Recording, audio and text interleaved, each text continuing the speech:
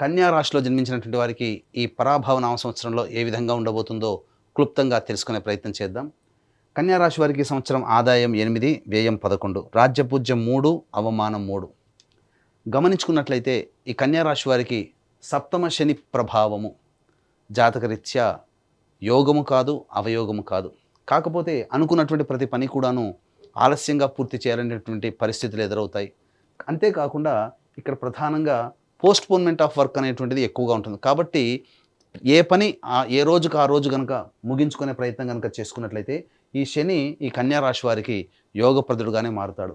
ఇక తదనంతరం ఈ కన్యా రాశి వారికి షష్టమ రాహు డిసెంబర్ 5వ తారీఖు వరకు ఉన్నటువంటి కారణం చేత ప్రతి పనులలో కూడాను పోటీతత్వంతో ముందడుగు వేస్తూ అన్నిట్లో కార్య విజయాన్ని సాధించుకునే విధంగా మీ యొక్క ప్రణాళిక ఉంటుంది అని చెప్పొచ్చు. తద్వారా అన్ని విధాలుగా ఈ రాహువు అన్ని విధాలుగా శత్రుంజయత్వాన్ని, కార్య అనుకూలతని కలగజేస్తాడు.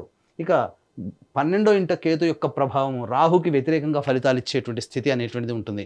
కాబట్టి రాహు ఎంత సమర్థవంతంగా మీ యొక్క ప్లాన్ని మీ తెలివితేటలతో మీరు అమలు పరుచుకోవాలనుకుంటారో ఈ కేతు ఇక్కడ వ్యయస్థానంలో స్థితి పొంది ఉండి ఆ యొక్క అమలుకు వచ్చేటువంటి ఇంప్లిమెంటేషన్ అయ్యేటువంటి పనులలో ఆటంకాలు తరచూ కలగజేస్తుంటాడు. కాబట్టి ఈ కేతు యొక్క అనుగ్రహాన్ని పొందితే చాలు ఈ యొక్క కన్యా రాశిలో జన్మించినటువంటి వారికి ఈ సంవత్సరం అనగా డిసెంబర్ 5వ తారీఖు వరకు సంపూర్ణంగా అనుకూలంగా మారుతాడు.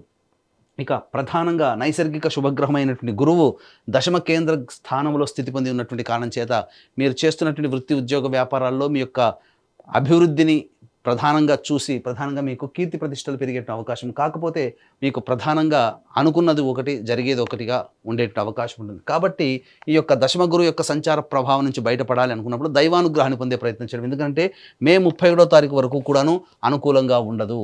కాబట్టి ఇటు రాహు అనుకూలంగా ఉన్నాడు, శని సాధారణంగా యోగిస్తున్నాడు, కేతు అనుకూలంగా లేడు, గురువు అనుకూలంగా లేడు మే 31వ తారీఖు వరకు.